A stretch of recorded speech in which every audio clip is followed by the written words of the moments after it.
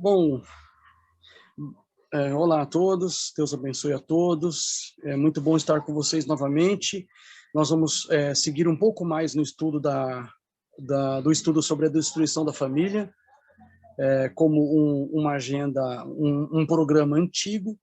Nós vamos seguir, como falamos da primeira vez, duas linhas de causalidade, né? São duas linhas que acabam convergindo nesse objetivo de destruir a família. Uma linha de causalidade é a linha de causalidade ideológica, que tem muito a ver com o estudo que fez a professora Suelen, e sobre o livro da Ana Aparecida Campagnolo, Feminismo, Perversão e Subversão. E a segunda linha de causalidade é das grandes corporações. O texto que eu sugiro como o start, vamos dizer, um ponto de partida para esse estudo, é um pouco diferente, né? Diverge um pouco do método que nós costumamos fazer na igreja quando a gente faz um culto, um estudo, ou até uma semana de oração da família. A gente aborda muito a Bíblia, muito o espírito de profecia. Esse vai numa linha um pouco paralela a essa, quer dizer, trata dos mesmos temas, às vezes com um pouco mais de colorido, um pouco mais de coisas mais contemporâneas, né, mais atuais, numa linguagem, às vezes, acadêmica, não em virtude de que eu esteja fazendo, mas em virtude de que o tema tem a ver com vários livros, vários autores, defensores dessas linhas de ideologia e até das grandes corporações, ou, quando não, próprios professores mesmo de universidade. Então, ele chamou atenção no último estudo. Espero que dessa vez, embora sendo menor o nosso estudo, a gente consiga dar conta do recado.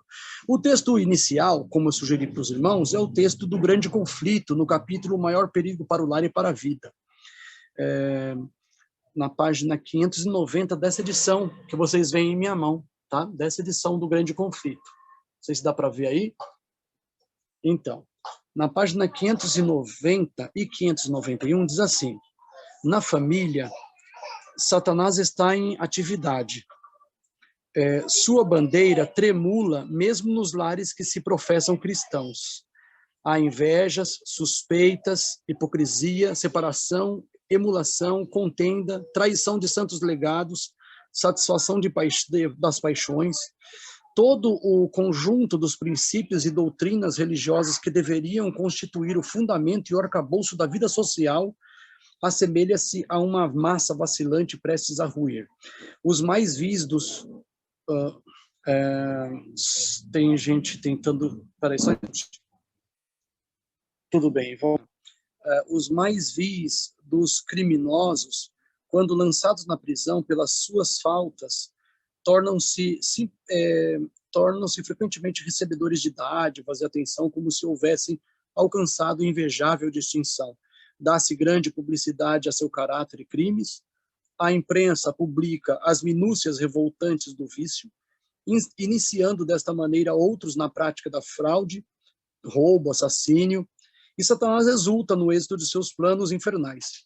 O enfatuamento do vício, a criminalidade, o terrível aumento da intemperança e iniquidade de toda sorte e grau, devem, agora, notem bem essa parte, irmãos, devem despertar todos os que temem a Deus para que investiguem o que se pode fazer a fim de sustar a maré do mal. Então, para eu investigar, eu primeiro preciso distinguir o problema, saber, este é o problema. Depois que a gente descobre o problema, a gente começa a entendê-lo e pode, eventualmente, contra-atacar esse problema, né? Derrubar, desmontar esse problema, né? Na medida que a gente entende a natureza dele, onde ele afeta, como evitar que ele alcance o coração das pessoas, né? Da sociedade, da juventude, enfim, da família. E nós paramos no último estudo, deixa eu ver o próximo slide, Bruno. Nós paramos no último estudo no momento em que as duas linhas de causalidade da destruição da família, que é a linha das grandes corporações e da ideologia, elas tiveram um tipo de impasse.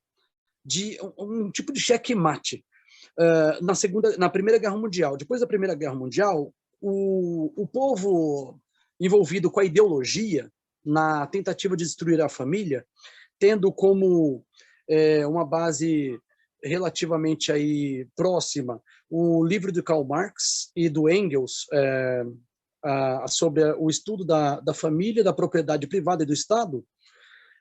E antes disso, Ideologia Alemã e o Manifesto Comunista, nas 3 obras, as primeiras 2 só do Karl Marx e a terceira obra de 1884 do Engels, especialmente, Marx já estava morto, mas o Engels juntou algumas ideias que ele já tinha com outros textos já escritos do Marx. Então, o livro é de dupla autoria, né, dos 2.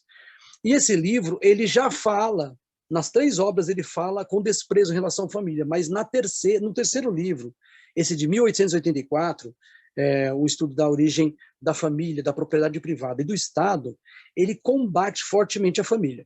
E essa ideia ela foi ganhando volume, foi ganhando proporções de influência, até que na Primeira Guerra Mundial, depois da Primeira Guerra Mundial, eles ficaram pensando assim, o que será que aconteceu?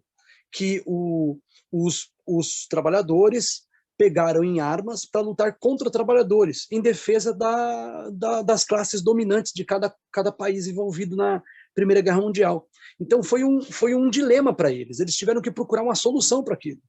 Não só isso, a linha de causalidade das grandes corporações, né, o Rockefeller, o Carnegie, e outras fundações que surgiram depois, mas os fundadores dessas organizações, né, dessas ONGs, já estavam vivos, envolvidos e atraídos por essa ideia de organizações não governamentais que pudesse controlar, digamos assim, a população, oferecer benefícios do tipo profissionais formados nas instituições de ensino deles, etc.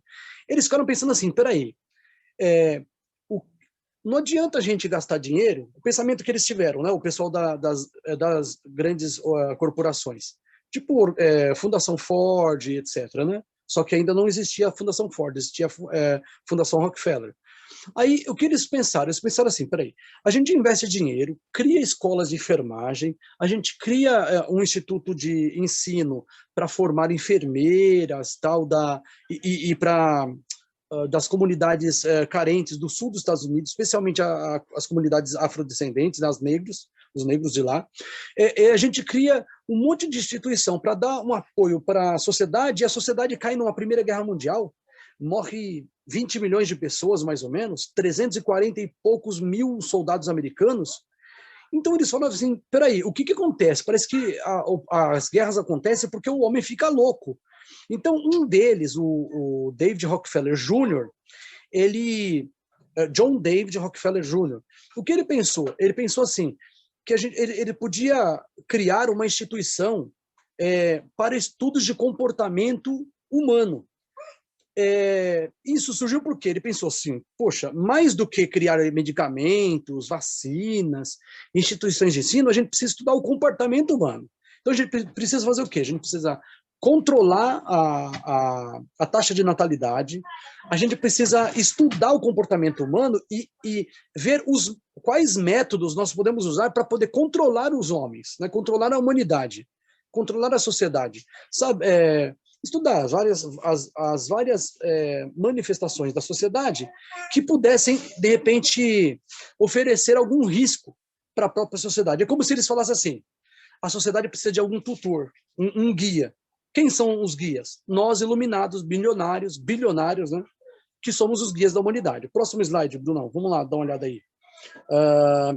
Aqui nós temos, então, uma linha histórica desses atos, né, instituições, agora do ponto de vista das grandes fundações. No relatório da Fundação Rockefeller, de 1933, é admitido que eles querem criar uma raça superior. Então, para eles criarem uma raça superior, eles têm que saber, eles têm que controlar a humanidade. Primeiro, controlar, porque não pode surgir uma nova raça, vamos dizer assim, né? Por encontro de grupos sociais diferentes. Não, a gente tem que controlar essa humanidade. Então, aí entra controle de natalidade, o aborto, o comportamento intersexual, né, do homem e da mulher, como que vai ser o relacionamento sexual. Entra aí a agenda feminista, que, de certa forma, cria uma certa tensão entre homem e mulher e tira a mulher da sua função historicamente sedimentada, que é como mãe, como a senhora do lar, que cuida, que administra o lar, que educa os filhos. E ela vai para a rua, vai trabalhar. E as grandes corporações criam mesmo isso, né? Que os casais evitassem filhos, que eventualmente fosse necessário que houvessem dispositivos legais permitindo a mulher abortar e também corroer moral e sexualmente a família, estimulando o incesto, só que isso na linha de causalidade ideológica, né?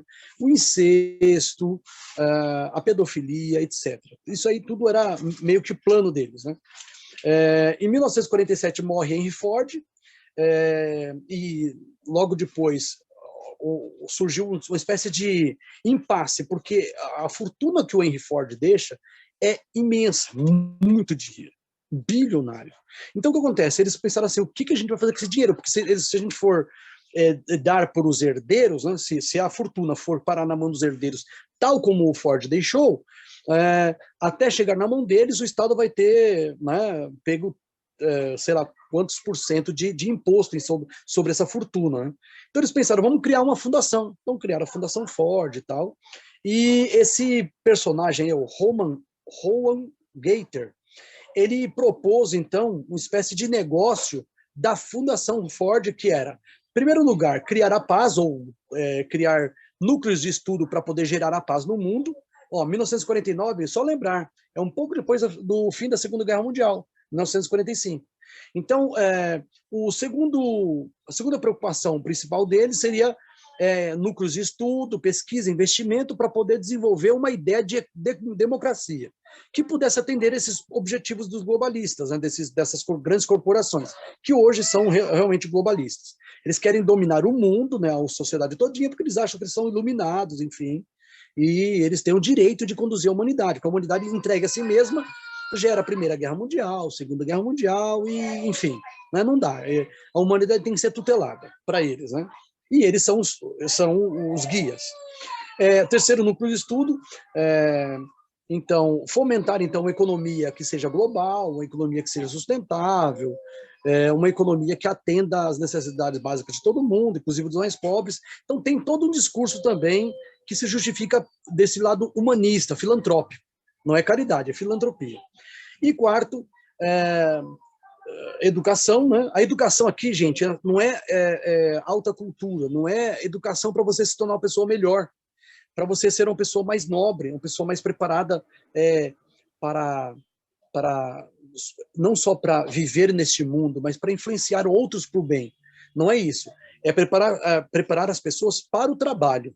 Então, assim, praticamente, não dá para a pessoa, nesse modelo de educação das grandes corporações, ela entender, ela não vai ter capacidade para entender o que vai além daquele discurso de universidade, que hoje, na verdade, é péssimo, o aprendizado da faculdade, das universidades. Pode falar. A partir daí que surgem os cursos técnicos. Sim. Porque o curso técnico, ele não é...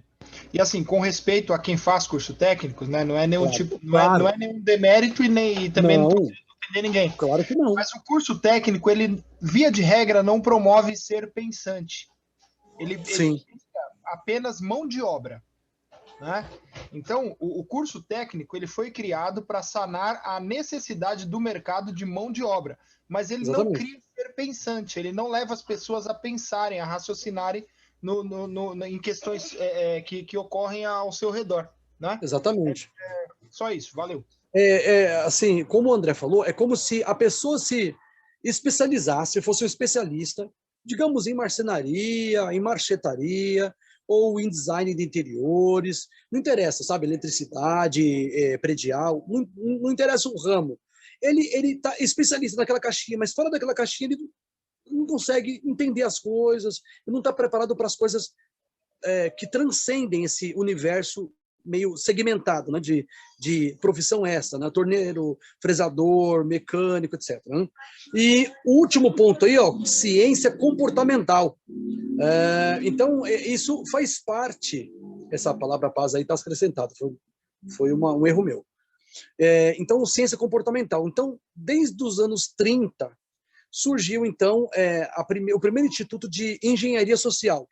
Seria, assim, justamente o estudo de métodos para poder controlar a população, para poder controlar o que a população pensa, para poder limitar o horizonte de visão das pessoas, para estreitar, para as pessoas realmente não verem, além daquilo, o horizonte de pensamento, para estreitar, inclusive tem também a imaginação, capacidade de imaginação, etc. Eles queriam estreitar isso na humanidade. Querem isso, né? Então faz parte do objetivo deles. Próximo slide, Brunão. Deixa eu dar uma olhada aí. Então, esse Rowan Gator, que a gente viu no slide anterior, ele disse assim, antes de surgir a ONU, tá? Ele disse assim, tudo deverá ser, ou melhor, logo assim que surgiu a ONU, ele disse, tudo deverá ser capitaneado pela ONU. Ou seja, ele já deu a cartada ali, ele já deu uma dica, que é o seguinte, olha, a ONU vai, de certa forma, ser o centro de onde nós vamos desenvolver as nossas pautas. Mas eles, não contentes com isso, em 1956, eles criaram o Clube Bilderberg, que trabalhou praticamente às escondidas, né? Quando uma notinha de jornal muito miúda, né? Diminuta no meio daquela multidão de coisa que aparecia no jornal impresso, né? Eles falavam alguma coisinha do Clube Bilderberg. Então ele praticamente viveu 50 anos sem ser sequer reconhecido como existente. Ninguém nem sabia que existia o Clube Bilderberg.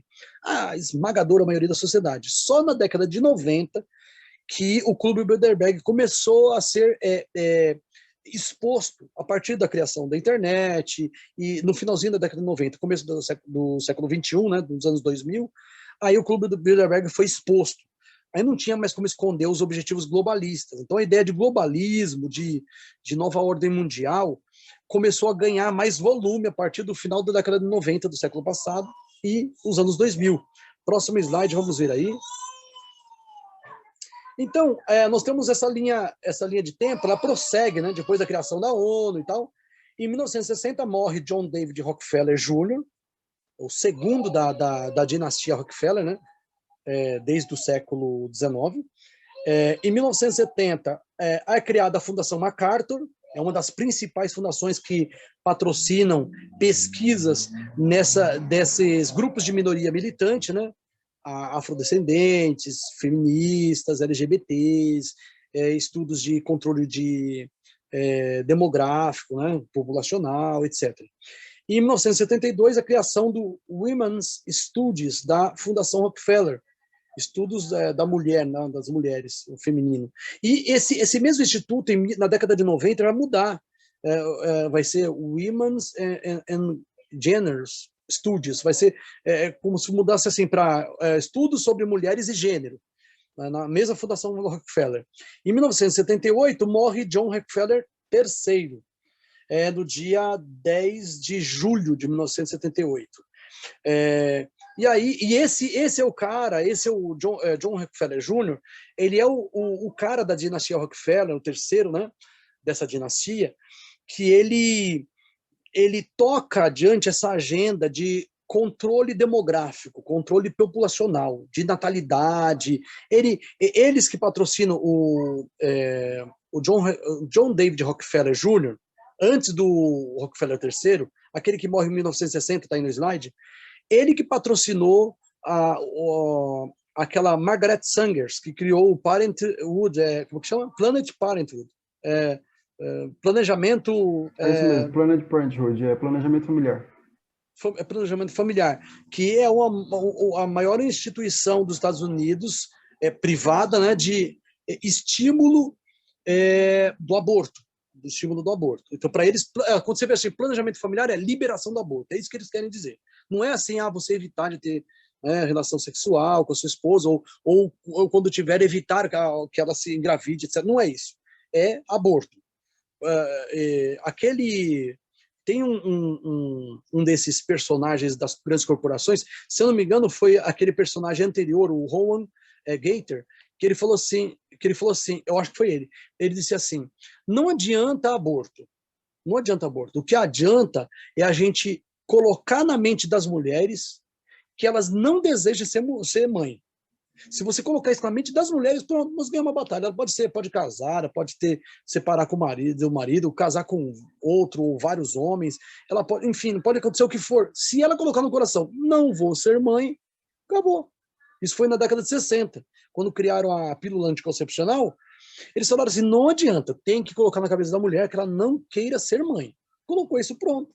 Acabou, gente, o problema está resolvido, entre aspas, porque, ou boa parte deles, porque você evita que a relação da mulher com seu marido, né, que gere filhos e que, portanto, tenha vamos dizer, que se perpetue a herança, a propriedade privada. O bem que o casal acumulou vai ficar para o filho e depois para o neto, e assim em diante. Então, o que eles querem combater é isso. Eles querem detonar, destruir, criticar toda a sociedade ocidental, especialmente, né? E destruir tudo, a economia, as estruturas basilares. E a família é base da sociedade. Então, ela tem que ser combatida de qualquer jeito. Próximo slide, Bruno. Vamos lá, que tem poucos slides, a gente já vai terminar. Esse aí eu acho que é o próprio Gator, aquele Rowan Gator. Não adianta aborto, é isso mesmo, vamos lá, voltar lá. Ele disse assim, não adianta aborto. A mulher, puxa vida, não adianta aborto, tem que colocar o ai. A mulher deve ser estimulada contra o desejo de ser mãe. É isso aí que ele falou. Então, isso na década de 60, tá bom? Próximo slide, vamos lá. Então a gente vê uma linha de causalidade ideológica, mais ou menos até ali. 1931, a escola de Frankfurt, né, o Instituto de Frankfurt, de pesquisas sociais, ele se mantém meio não tão influente até o comecinho dos anos 30. Em 1931, quando entra na direção do Instituto Max Horkheimer, aí a coisa pega um volume. Ele estuda, ele faz um livro, né, que é uma coletânea de ensaios, né, de artigos.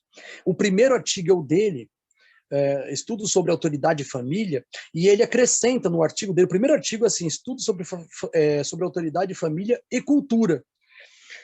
Autoridade, família e cultura. O primeiro artigo é o dele.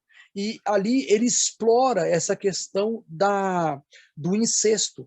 Ele diz que o incesto não deveria ser criminalizado. Então ele defende a descriminalização do incesto. Portanto, ele vê como positivo a relação sexual entre pais e filhos. Olha que demoníaco.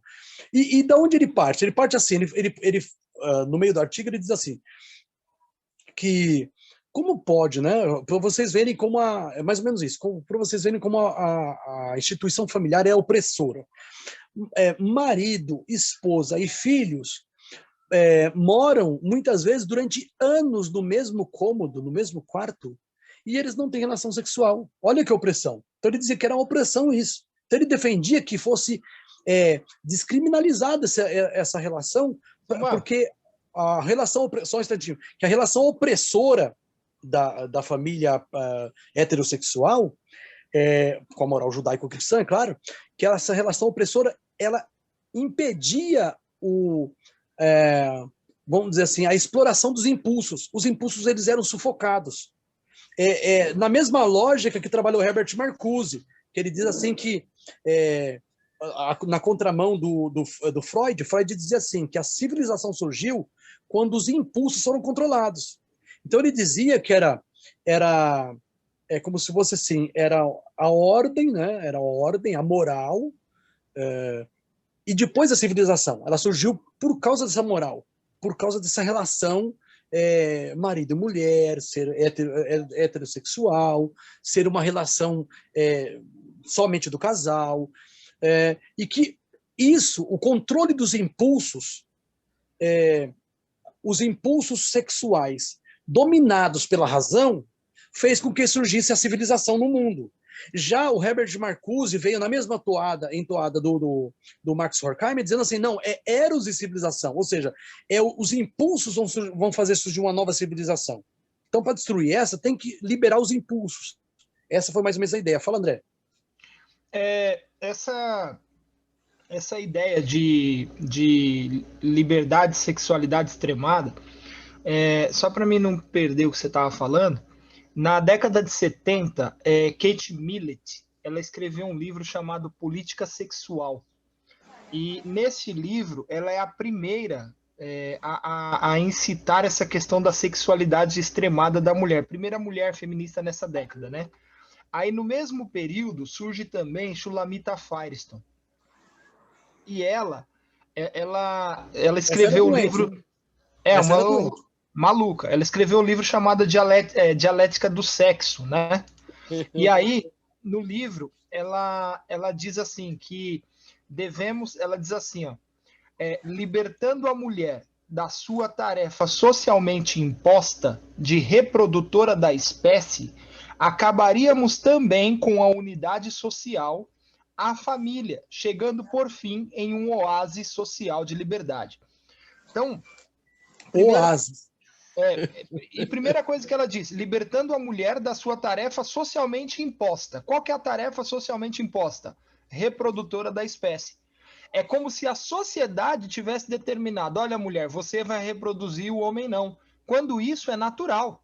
Foi Deus quem determinou a mulher como reprodutora da espécie e não o homem.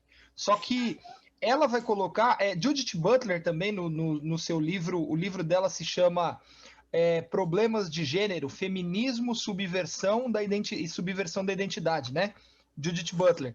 Ela vai dizer a mesma coisa, que o gênero é uma questão social, né? A sociedade que diz quem é homem e quem é mulher. E aí, ela continua dizendo assim, ó, libertando a mulher, né, da sua tarefa socialmente imposta. Se fizer isso, se isso acontecer, ela diz assim, ó, com isso, atacamos a família numa frente dupla, contestando aquilo em torno de que ela está organizada. A reprodução da espécie pelas mulheres e sua consequência, a dependência física das mulheres e das crianças. Eliminar estas condições já seria suficiente para destruir a família, que produz a psicologia de poder. Contudo, nós a destruiremos mais ainda. Página 237 do livro Dialética do Sexo. E aí, por fim, para mim não te atrapalhar, ela vai dizer assim, ó, a total integração das mulheres e crianças em todos os níveis da sociedade, todas as instituições que segregam os sexos ou excluem as crianças da sociedade adulta, como a escola moderna e outras instituições, devem ser destruídas. Porque ela defendia a queda do tabu do sexo, como esse homem. Do tabu André, permita uma interrupção. Ela falou assim, que a exclusão das crianças da sociedade adulta significa a exclusão sexual das crianças da sociedade adulta. Ela quer a integração das crianças na sexualidade da sociedade adulta. Isso é que é canalice. Aí ela diz assim, ó, a integração total das mulheres e das crianças, exatamente. E aí ela vai falar contra o tabu do incesto. Ela diz que o incesto é um tabu. E é esse tabu, ou esse é um dos tabus que mantém a família bem estruturada. Derrubando esse tabu, e aí ela vai dizer ainda assim que não há problema a mãe fazer sexo com o filho, ou o pai com a filha, porque é só sexo, nada além de sexo, entende?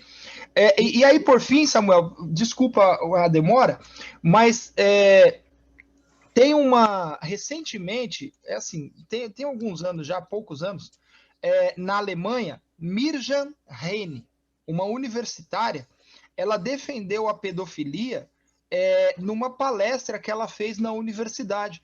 Então, essas coisas, elas têm ganhado muito volume, sabe? Diz assim o texto, há alguns anos, lideranças cristãs e conservadoras brasileiras vêm alertando que o movimento progressista tentaria incutir o raciocínio de que a pedofilia é normal. Tentativas de descriminalizar relações sexuais com menores de 14 anos foram infrutíferas. Agora a estratégia é usada e o convencimento é feito nas universidades, como o caso dessa palestrante Mirja Rene. Eles estão tentando dizer que todas as formas de amor são válidas. Deus nos livre, a coisa está ficando feia, preta. É isso mesmo, André. Inclusive, alguns nomes que você citou, a capa dos livros está aí no nosso estudo de hoje. O horário já está dando, Bruno? A gente... Ah, não, hoje está com... Não, pode continuar. Tá, eu lembro. Está com o de hoje o endereço lá do direto. Chaves. Beleza, vamos lá então. A linha de causalidade, então, ideológica, passa por isso aí. Próximo slide, Bruno. Deixa eu dar uma olhada aí. Isso, nós temos aí a Simone de Beauvoir, que escreveu o livro Segundo o Sexo. Ela, irmãos, ela foi tão má que ela tinha um caso com o Jean-Paul Sartre, e o Sartre era um velhão, tal, né? Um filósofo, professor importante de filosofia na França, era também muito importante na França. O que ela fazia?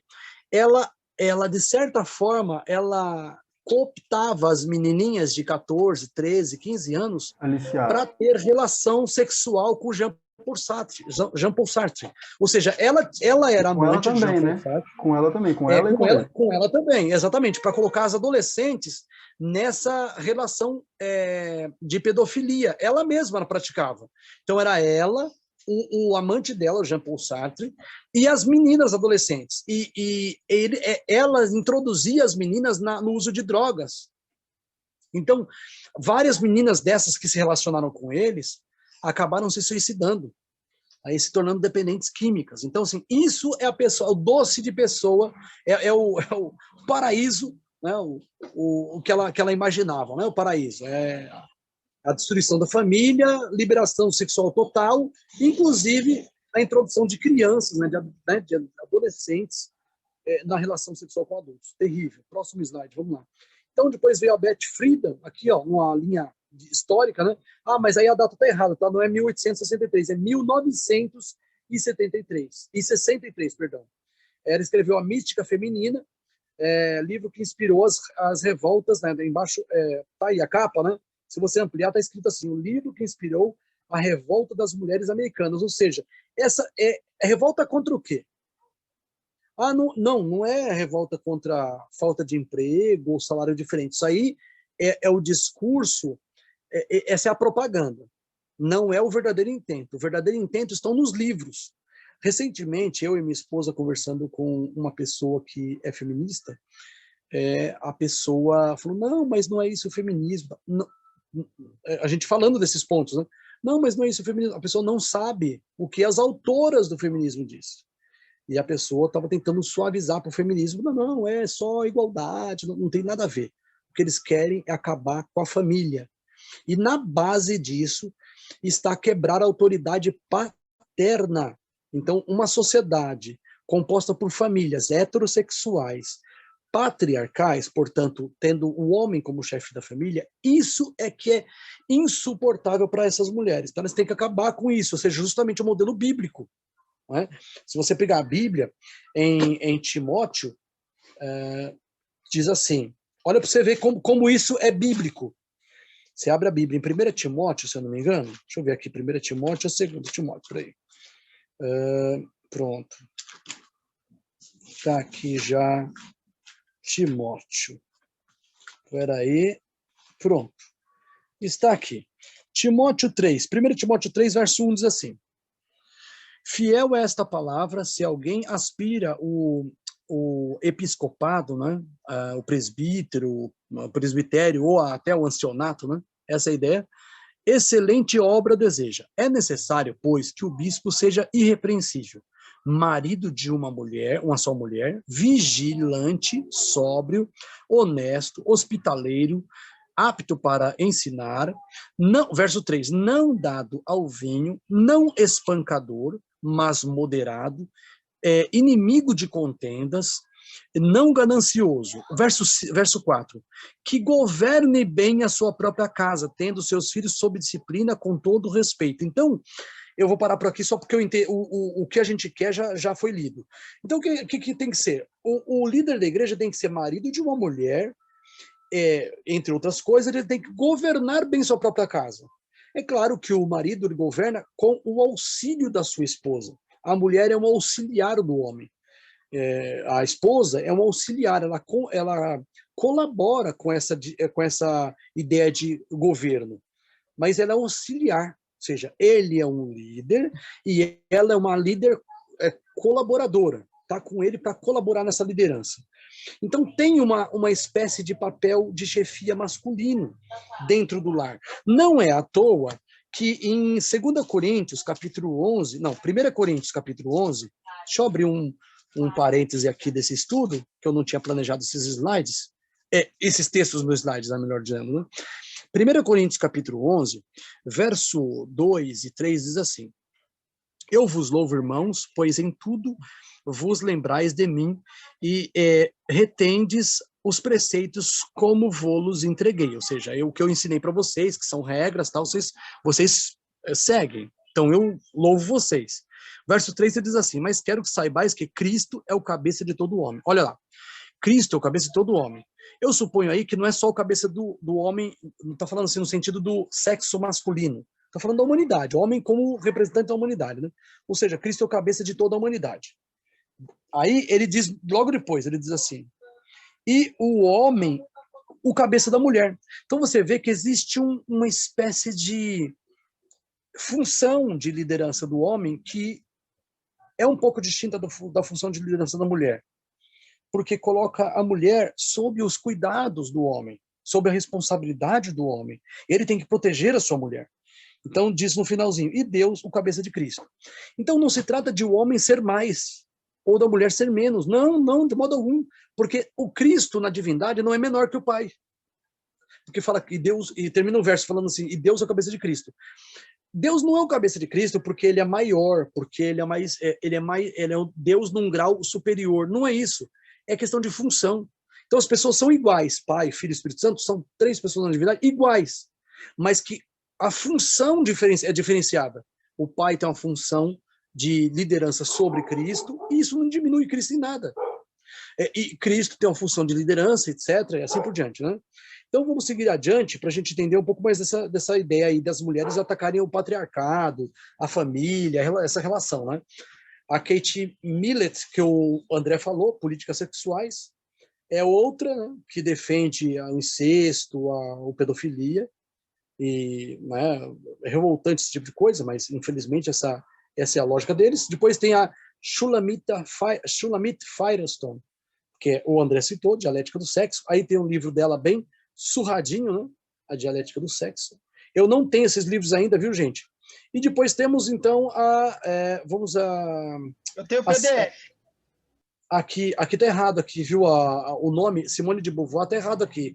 O título o slide foi feito aqui há pouco tempo, mas vamos lá. O título do livro é A Revolução Sexual. Quem disse isso? O William Reich. Esse William Reich, ele foi contemporâneo de Lenin, de Stalin, de Trotsky no começo da Revolução Russa. E ele defendia na Rússia, na Revolução Vermelha, né, bolchevique, que o incesto fosse praticado, que a pedofilia fosse praticada, que não houvesse fidelidade matrimonial. E ele mesmo era um pedófilo. O que aconteceu foi que ele, posteriormente, ele acabou parando numa prisão e ele foi assassinado pelos meninos que ele violentava sexualmente. Num tipo do hospício, né? E ele abusava dos meninos, depois os meninos acabaram matando ele. Então, ele é uma vítima das próprias ideias idiotas dele, né, de violência, de abuso. Isso é bem interessante, eles acham que, esses mesmos autores, eles falam que a sociedade patriarcal é abusiva, mas os índices de violência familiar, sobretudo contra crianças, né? Não estou falando de violência no sentido de disciplina, estou falando de violência, abuso sexual, normalmente é perpetrado em lares cujo marido é padrasto. via de regra. Não quer dizer que não tem caso de, né, maridos legítimos, pais legítimos que são canalhas, né? Mas via de regra são por padrastos. Então, esse William Reich era um canalha também, infelizmente. Mas vamos lá. Ele padeceu dessa ideia dele. Basicamente, terminamos. A ideia do estudo de hoje, a ideia é justamente ver uma linha que mostra como as duas linhas de causalidade elas convergem. Elas militam todas numa direção, da destruição da família. No caso das grandes corporações, sobretudo no patrocínio do feminismo, dessas ideias aí da Margaret Sanger, que defendia o aborto, o controle da natalidade, sobretudo para as populações mais pobres americanas.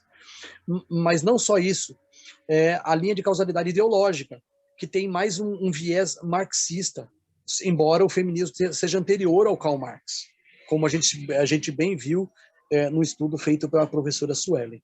Então, irmãos, nós não podemos ver essas manifestações. Por exemplo, o André falou que essas mulheres, essas autoras e autores, não, homens e mulheres, eles queriam quebrar esse tabu. E existe uma página chamada Quebrando o Tabu.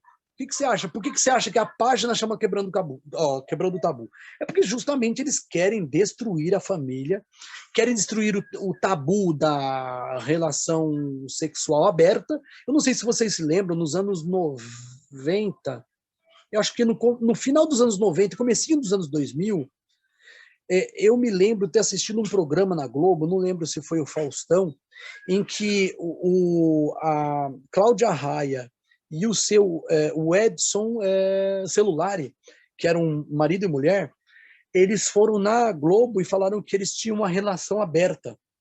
Relação aberta não significava que a mulher, a Cláudia Raia, podia sair com as amigas para passear, com amigos, não. Significava que ela podia ficar com outras, ter intimidade sexual com outras pessoas, as quais ela quisesse, como quisesse. E o Edson Celulari também. O que aconteceu com o casamento? Não demorou muito e acabou.